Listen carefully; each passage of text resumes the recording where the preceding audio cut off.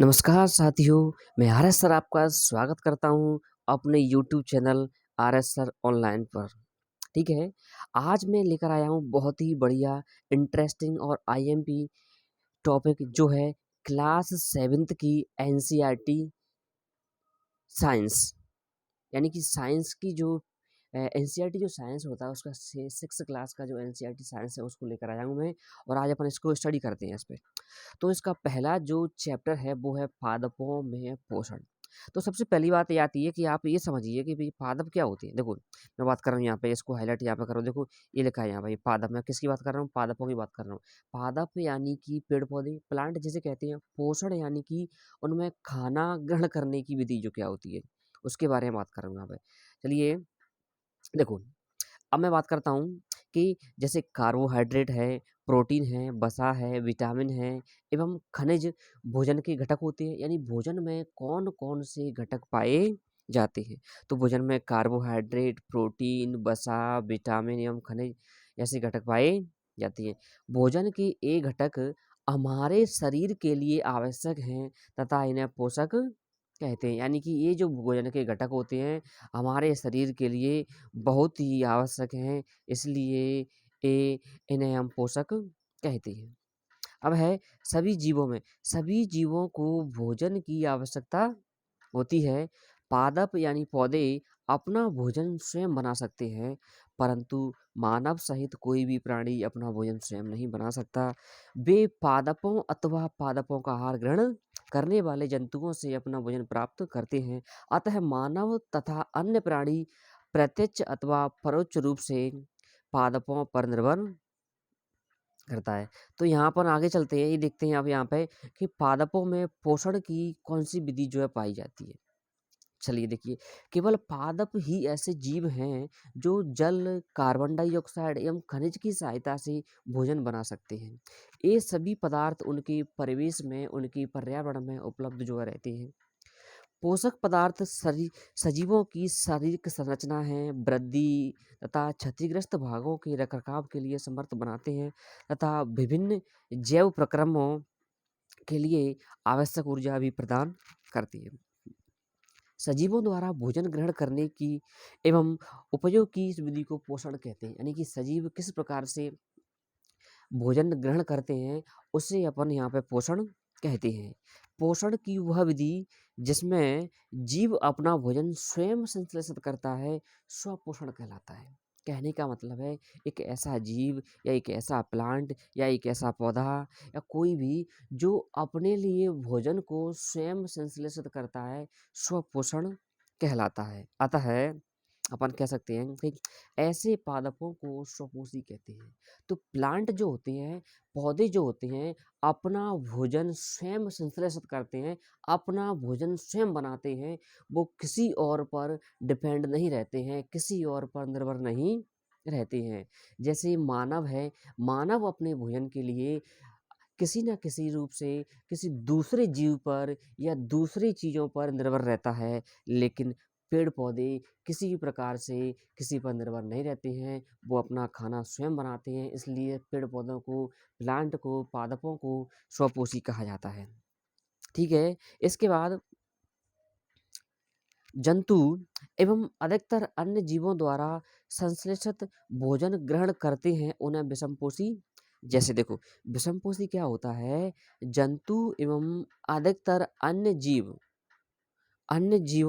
पादपों द्वारा संश्लेषित भोजन ग्रहण करते हैं। यानी कहने का मतलब है जंतु है और अधिकतर अन्य जीव हैं जो क्या करते हैं पादपों के द्वारा जो संश्लेषित भोजन किया गया है उसको ग्रहण करते हैं, इसलिए इनको बोलते हैं विषमपोषी कहा जाता है, इसलिए इनको यहाँ पे। ठीक है, आगे चलते हैं अपन यहाँ पे। आगे मेरा आगे दिया है यहाँ पे इसमें कि अब हम पूछ सकते हैं कि पादपों की खाद्य फैक्ट्रियाँ कहाँ स्थित हैं। यानी पादप जो होते हैं, प्लांट जो होते हैं, अपना भोजन जो है स्वयं संश्लेषित करते हैं, स्वयं बनाते हैं। तो इनकी फैक्ट्रियाँ कहाँ हैं? कहाँ से ये बनता है? कैसे ये बनता है? वो सारी चीज़ें अपन इसमें देखेंगे। तो कहाँ स्थित है? क्या क्या भोजन पादप के सभी भागों में निर्मित होता है अथवा केवल कुछ विशेष भागों में? पादप अपने परिवेश से कच्ची सामग्री किस प्रकार प्राप्त करते हैं, खाद्य फैक्ट्रियों तक उनका स्थानांतरण कैसे होता है। चलिए, अब मैं आपको यहाँ से बहुत ही एग्जाम के पॉइंट ऑफ व्यू से एक बहुत ही अहम चीज़ बताने वाला हूँ। वो चीज़ क्या है? वो चीज़ है प्रकाश संश्लेषण। यह एक ऐसी प्रक्रिया है, एक ऐसी प्रोसेस है जिसके माध्यम से जो प्लांट होते हैं अपना फूड यानी कि भोजन तैयार करते हैं, भोजन संश्लेषित करते हैं। वो किस तरह से करते हैं मैं आपको बताने वाला हूँ। चलिए, देखिए यहाँ पे अब अपन समझते हैं इस चीज़ को। देखो यहाँ पे, हाँ, मैंने इसको ज़ूम किया यहाँ पे थोड़ा-सा, ठीक है। अब देखो, यहाँ से पत्तियाँ पादप की खाद्य फैक्ट्रियाँ हैं। वैसे बात करूँ तो यहाँ पे पत्तियाँ जो हैं पादप की खाद्य फैक्ट्रियाँ हैं। पादपों में खाद्य पदार्थों का संश्लेषण उनकी पत्तियों में होता है। Got it? मैंने क्या बताया कि जो पादपों की, प्लांट की, जो पौधों की जो पत्तियाँ होती हैं, वो खाद्य की फैक्ट्रियाँ हैं। यानी कहने का मतलब है कि जो उनका संश्लेषण जो होता है खाद्य पदार्थों का, वो पत्तियों में होता है। अतः सभी कच्चे पदार्थ उन तक पहुँचने चाहिए। यानी कि जिस कच्चे पदार्थ जैसे मृदा में उपस्थित जल एवं खनिज जड़ द्वारा अवशोषित किए जाते हैं तथा तने के माध्यम से पत्तियों तक पहुंचाए जाते हैं। देखो, जैसे जमीन के अंदर जल है, खनिज लवण है, तो वो तने के माध्यम से ऊपर पत्तियों तक पहुंचा दिए जाते हैं और पहुंचाने के बाद में पहुँचा दिए जाते हैं, ठीक है। अब देखो, हाँ, अब पत्ती की सतह पर उपस्थित सूक्ष्म रंध्रों द्वारा वायु में उपस्थित कार्बन डाइऑक्साइड प्रवेश करती है। यह रंध्र कोशिकाओं द्वारा घिरे रहती हैं। ऐसे छिद्रों को रंध्र कहते हैं। यानी कि पत्तों में छोटे-छोटे रंध्र पाए जाते हैं जिन्हें अपन छिद्र कहा जाता है, और यहाँ से ही कार्बन डाइऑक्साइड इन रंध्रों के माध्यम से अंदर प्रवेश करती है। क्योंकि अपन इस बात को भली-भाँति जानते हैं कि जो पेड़-पौधे होते हैं वो कार्बन डाइऑक्साइड को अपने अंदर खींचते हैं और ऑक्सीजन को बाहर निकालते हैं। ठीक है? अब आगे बढ़ता हूँ मैं यहाँ पे। आगे बढ़ने से पहले एक ब्रैकेट दिया है इसमें, देखो यहाँ पे। एक ब्रैकेट में बताया गया है किसके बारे में? कोशिका के बारे में बताया गया है, सेल के बारे में। सेल क्या होता है? देखो, आपने देखा है कि इमारतें ईंटों से बनी होती हैं। इसी प्रकार सजीवों का शरीर सूक्ष्म इकाइयों से बना होता है जो कोशिका कहलाती हैं। कोशिकाओं को सूक्ष्मदर्शी द्वारा देखा जा सकता है। कुछ जीव मात्र एक कोशिका के बने होते हैं। कोशिका एक पतली बाह्य संरचना द्वारा घिरी रहती है जिसे कोशिका झिल्ली कहते हैं। इसमें केंद्र में स्थित एक सुस्पष्ट संरचना भी होती है जो केंद्रक कहलाती है। केंद्रक चारों ओर से जेली के समान एक पदार्थ से घिरा होता है जिसे कोशिका द्रव्य कहते हैं। कोशिका का जो डायग्राम बना हुआ है यहाँ पर केंद्रक है, कोशिका के थोड़ी बीच में एक चीज़ होती है उसे कोशिका का केंद्रक बोला जाता है। कोशिका के अंदर जो द्रव भरा होता है कोशिका द्रव, और एक चारों तरफ एक पतली लेयर होती है, परत होती है, उसे कोशिका झिल्ली कहा जाता है। अब आते हैं अपन यहाँ पे, जल एवं खनिज वाहिकाओं द्वारा पत्तियों तक पहुँचाए जाती है। जल एवं खनिज वाहिकाओं यानी कि इनमें नलियाँ होती हैं, छोटी-छोटी कई प्रकार की तनों में नलियाँ होती हैं, वाहिकाएँ होती हैं जिनके माध्यम से जड़ों से जल को और खनिज लवण को पेड़-पौधों की, प्लांट की पत्तियों तक पहुँचा दिया जाता है। ये वाहिकाएँ नली के समान होती हैं। ये वाहिकाएँ जो नली के समान होती हैं तथा जड़, तना, शाखाओं एवं पत्तियों तक फैली होती हैं। पोषकों को पत्तियों तक पहुंचाने के लिए ये वाहिकाएं एक सतत मार्ग बनाती हैं। पादपों में पदार्थों के परिवहन के विषय में आप अध्याय 11 में पढ़ेंगे। चलो चलो अब यहाँ से मैं एक और बात करता हूँ यहाँ पे। पत्तियों में एक हरा वर्णक होता है जिसे क्लोरोफिल कहते हैं। क्लोरोफिल सूर्य के प्रकाश की ऊर्जा का संग्रहण करने में पत्ती की सहायता करता है।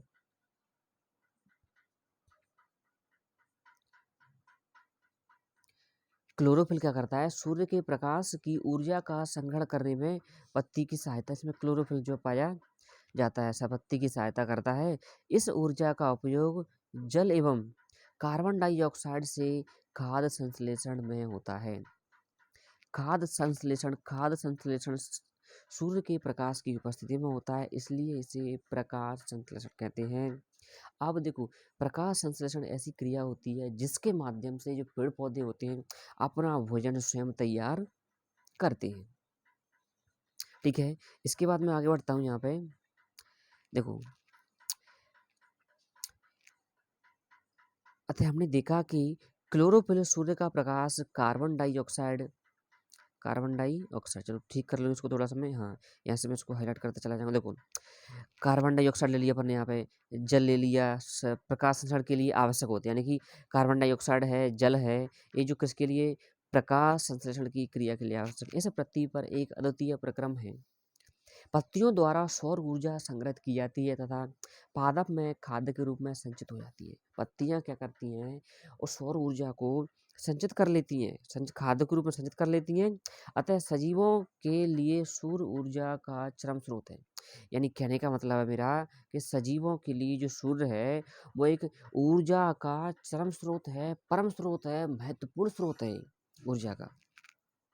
ठीक है, अब मैं कहना चाहूंगा, क्या आप कल्पना कर सकते हैं, इमेजिन कर सकते हैं इस बात को यहाँ पे कि यदि प्रकाश संश्लेषण नहीं होगा तो क्या करेंगे अपन यहाँ पे।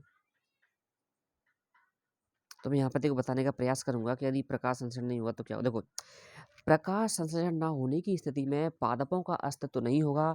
सभी जीवों का अस्तित्व प्रत्यक्ष अथवा परोक्ष रूप से पादपों द्वारा निर्मित भोजन पर निर्भर करता है। इसके अतिरिक्त सभी जीवों के लिए परम आवश्यक ऑक्सीजन भी प्रकाश संश्लेषण के द्वारा निर्मित होती है। प्रकाश संश्लेषण की उपस्थिति में पृथ्वी पर जीवन की कल्पना संभव है। यानी कहने का मतलब मेरा ये है कि अगर प्रकाश संश्लेषण नहीं होगा तो इस दुनिया में कोई भी नहीं रह सकता है, क्योंकि प्रकाश संश्लेषण के माध्यम से ऑक्सीजन पेड़ पौधे छोड़ते हैं और उस ऑक्सीजन को जीव जो है उसको ग्रहण करते हैं, प्राणवायु जिसे कहा जाता है। तो इस तरह से अपन यहाँ पर कल्पना नहीं की जा सकती है जीवन की। यहाँ पे प्रकाश संश्लेषण के दौरान पत्ती की क्लोरोफिल युक्त, यानी कि क्या है, क्लोरोफिल युक्त यहाँ पे कोशिकाएं सूर्य के प्रकाश की उपस्थिति में कार्बन डाइऑक्साइड एवं जल से कार्बोहाइड्रेट का संश्लेषण करती हैं। यानी कि पत्ती जो होती है इसमें क्लोरोफिल मिलता है हमें, और सूर्य के प्रकाश की उपस्थिति में कार्बन डाइऑक्साइड एवं जल से क्या करती हैं, ये कार्बोहाइड्रेट यानी कि भोजन का निर्माण करती हैं। इसको ऐसे दर्शाया, एक प्रक्रम बनाया गया। देखो यहाँ पर कार्बन डाइऑक्साइड और प्लस जल, सूर्य के प्रकाश की उपस्थिति में और पत्तियों में होता है क्लोरोफिल, क्या बनता है, कार्बोहाइड्रेट और ऑक्सीजन निकलती है, भोजन बनेगा कार्बोहाइड्रेट, बॉडी तो होता है, और क्या बन गया, ऑक्सीजन निकल गई। ऑक्सीजन निकल गई जो प्राणवायु के काम में करती है। इस प्रक्रम में ऑक्सीजन निर्मुक्त होती है, कार्बोहाइड्रेट अंततः मड स्टार्च में परिवर्तित हो जाता है, मड स्टार्च में परिवर्तित हो जाते हैं। ठीक है, देखो यहाँ पे दिया गया है, देखो यहाँ पे एक डायग्रामेटिकल यहाँ पर डायग्राम दिया गया है, उसको आप देखें। यहाँ पे एक पत्ती है, यहाँ पे ये रंध्र होते हैं, छोटे छोटे रंध्री द्वार होते हैं, बीच में द्वार कोशिकाएं होती हैं यहाँ पे। अब क्लोरोफिल होते हैं इस तरह के, देखो यहाँ पे द्वार कोशिकाएं, इनमें बीचों बीच में देखो दिख रहा है यहाँ पे एक बहुत बड़ा स्ट्रक्चर, इसमें क्लोरोफिल होता है, रंध्र होते हैं, पत्ती की काट है, यानी कि एक पत्ती का डायग्राम दिया गया है। अब अगले आगे देखता हूँ यहाँ पे मैं, पत्ती में स्टार्च की उपस्थिति प्रकाश संश्लेषण प्रक्रम का संपन्न होना दर्शाता है। यानी कि पत्ती में स्टार्च जो उपस्थित हो रहा है, इसका मतलब है कि इसमें प्रकाश संश्लेषण का प्रक्रम संपन्न होने को दर्शा रहा है। स्टार्च भी एक प्रकार का कार्बोहाइड्रेट है। स्टार्च क्या होता है, एक प्रकार का हाइड्रेट होता है जो प्रकाश संश्लेषण की क्रिया के दौरान निकलता है। अब यहाँ पे बात करता हूँ मैं कि एक प्रकाश संश्लेषण की व्यवस्था की है, डायग्राम बनाया गया है कि देखो यहाँ पे कार्बन डाइऑक्साइड और ऑक्सीजन दिख रहा है, यहाँ पे सौर ऊर्जा दिख रही है, और पत्तियों में क्लोरोफिल, यानी कि हरी पत्तियां जो होती हैं इनमें क्लोरोफिल पाया जाता है, और ऊपर से सूर्य से क्या मिलती है, सौर ऊर्जा मिलती है, और कार्बन डाइऑक्साइड वातावरण से मिलती है। तो ये जब ये ऐसी क्रिया करते हैं, प्रकाश संश्लेषण की क्रिया करते हैं, तो ऑक्सीजन निकालते हैं पेड़ पौधे, और कार्बोहाइड्रेट यानी अपने लिए भोजन का निर्माण जो है करते हैं। अब मैं यहाँ पे देखो, ये ब्रैकेट में हरे जो ग्रीन ब्रैकेट में लिखा गया है कुछ भाग, जो आईएमपी भाग होता है इसके अंदर, यहाँ पे मैं बात करता हूँ इसमें पत्तियों के अतिरिक्त पादपों के दूसरे हरे भागों जैसे कि हरे तने एवं हरी शाखाओं में भी प्रकाश संश्लेषण होता है। मतलब कहने का मतलब है कि अगर अपन बात करें पेड़ पौधों की, जो पत्तियों के अलावा उसकी हरा जो तना होता है, हरा जो भाग होता है, उसमें भी प्रकाश संश्लेषण होता है। क्यों होता है प्रकाश संश्लेषण, किस वजह से होता है, क्योंकि उसमें क्लोरोफिल होता है। मरुस्थलीय पादपों में बाष्पोत्सर्जन द्वारा जल क्षय को कम करने के लिए पत्तियां सल्क अथवा शूलरूपी हो जाती हैं। इन पादपों के तने हरे होते हैं जो प्रकाश संश्लेषण का कार्य करते हैं। मरुस्थल में पौधे पाए जाते हैं नुकीले कांटों वाले। इससे क्या होता है वो जल्दी से नहीं सूख पाती हैं, जल्दी से पानी नहीं सूख पाता है तो वो बचे रहते हैं, जैसे वो प्रकाश संश्लेषण की क्रिया करते रहते हैं, क्योंकि मरुस्थल में पानी की कमी होती है। तो मरुस्थल में ऐसे पेड़ पौधे, ऐसे प्लांट्स पाए जाते हैं जिनकी पत्तियां नुकीली और कांटे वगैरह ऐसे पाए जाते हैं, जैसे कि फनी जानते हो, कैक्टस जानते हो, नागफनी वो था यहाँ पे। अब यहाँ पे एक क्रियाकलाप दिया गया है, मैं क्रियाकलाप को चलो आगे आगे चलते हैं अपन यहाँ से। आपने गीली दीवारों पर, तो क्रियाकलाप में क्या दिया है, एक ही प्रकार के पादपों के 2 गमले लीजिए, एक को अंधकार काले बॉक्स में 72 घंटे के लिए रखिए तथा दूसरे को सूर्य के प्रकाश में रखिए। दोनों पादपों की पत्तियों में आयोडीन परीक्षण उसी प्रकार कीजिए जैसे आपने कक्षा 6 में किया था। आपने अवलोकनों को नोट कीजिए। अब उस गमले को जिसे आपने अंधकार में रखा था, जिसे आपने अंधकार में रखा था, 3 से 4 दिनों के लिए सूर्य के प्रकाश में रख दीजिए तथा पुनः इसकी पत्तियों पर आयोडीन परीक्षण कीजिए। आपने प्रेक्षण में अपनी नोटबुक में लिखे। हरी पत्तियों के अतिरिक्त अन्य वर्ण वर्ण मतलब रंग की पत्तियों में भी क्लोरोफिल होता है, परंतु इन पत्तियों में उपस्थित लाल, भूरे अथवा अन्य वर्ण क्लोरोफिल के हरे रंग का प्रच्छदन कर देते हैं, अर्थात ढक लेते हैं, हरे रंग को ढक लेते हैं। इन पत्तियों में भी प्रकाश संश्लेषण होता है, यानी कि जो हरी, जो पीली, जो लाल पत्तियां हो जाती हैं तो इनके अंदर भी हरा हरा यानी कि ग्रीन ग्रीन कलर अंदर पाया जाता है। तो ये भी प्रकाश संश्लेषण की क्रिया जो है करती है। अपन आगे चलते हैं। हरी पत्तियों के अतिरिक्त अन्य वर्ण क्लोरोफिल होता है, परंतु इन पत्तियों में उपस्थित लाल, भूरे अथवा अन्य वर्ण क्लोरोफिल हरे रंग का प्रच्छेदन कर लेते हैं, ढक लेते हैं। इन पत्तियों में प्रकाश संश्लेषण। आपने गीली दीवारों, तालाब अथवा ठहरे हुए जलाशय में हरे अवपंकी कई जैसे पादप देखे होंगे। ये सामान्यतः कुछ जीवों की वृद्धि के कारण बनते हैं। यानी कि आपने कई प्रकार के हरे पादप देखे होंगे जलाशय में, जो कई जीवों जो वृद्धि कर गए हैं उनकी वजह से बनते हैं, जिन्हें शैवाल कहा जाता है। क्या बोलते हैं इनको अपन? इनको शैवाल जो है कहा जाता है। देखो, शैवाल कहा जाता है। और क्या आप कल्पना कर सकते हैं इनका रंग हरा क्यों होता है? इनका रंग हरा क्यों होता है? इनमें क्लोरोफिल होता है, इसके कारण ये हरे दिखाई देते हैं। शैवाल भी प्रकाश संश्लेषण की क्रिया कर अपना भोजन स्वयं बनाते हैं। तो इस प्रकार से जो प्रकाश संश्लेषण की क्रिया है उसके बारे में अपन ने पढ़ा था यहाँ पर। चलिए अब अपन आगे चलते हैं। पादपों में कार्बोहाइड्रेट पादपों में कार्बोहाइड्रेट के अतिरिक्त अन्य खाद्यों का संश्लेषण होता है। जैसे आप देख, अभी आपने पढ़ा कि प्रकाश संश्लेषण प्रक्रम द्वारा पादप कार्बोहाइड्रेट का संश्लेषण करते हैं। कार्बोहाइड्रेट कार्बन, हाइड्रोजन एवं ऑक्सीजन से बनते हैं। इनका उपयोग खाद्य के अन्य घटकों के संश्लेषण में होता है। परंतु प्रोटीन नाइट्रोजनी पदार्थ हैं जिनमें कार्बन, ऑक्सीजन एवं हाइड्रोजन के अतिरिक्त नाइट्रोजन भी होती है। पादपों को नाइट्रोजन कहाँ से प्राप्त होती है? याद कीजिए, वायु में नाइट्रोजन गैसीय अवस्था में प्रचुर मात्रा में पाई जाती है, परंतु पादप इसका अवशोषण इसी रूप में नहीं कर सकते हैं। मिट्टी में कुछ विशेष जीवाणु होते हैं जो गैसीय नाइट्रोजन को उपयोगी यौगिकों में परिवर्तित कर मृदा में निर्मुक्त करते हैं। यह विलेय पदार्थ पादपों द्वारा जल के साथ अवशोषित कर लिए जाते हैं। संभवतः आपने देखा है कि किसान अपने खेतों में उर्वरक तथा खाद डालते हैं जिसमें नाइट्रोजनी पदार्थों की प्रचुरता होती है। इस प्रकार अन्य संगठकों के साथ पादपों की नाइट्रोजन की मांग की आपूर्ति हो जाती है और इसके पश्चात पादप खाद्य के अन्य संगठनों जैसे कि प्रोटीन एवं वसा का संश्लेषण भी कर देते हैं। तो साथियों, यहाँ तक अपन ने इसको पढ़ा है। इसके आगे अपन आगे पढ़ेंगे। Okay, bye bye, take care. मैं आशा करता हूँ कि आपको ये बहुत अच्छा लगा होगा। एनसीईआरटी पढ़िए, एमपी टेट के लिए, सी टेट के लिए, यूपी टेट के लिए, कोई भी टेट अगर आप देना चाहते हो तो आपको एनसीईआरटी जरूर पढ़ें। एनसीईआरटी यानी कि ऐसे पर्यावरण है, विज्ञान है, समाज विज्ञान, आपका जो सब्जेक्ट है, ऐसे वर्ग 3 के लिए एमपी टेट देना है आपको, तो आप पर्यावरण को जरूर पढ़ें। पर्यावरण को और विज्ञान को जरूर पढ़ें, और गणित को, यानी कि कोई भी सब्जेक्ट जो है वो 1 से 8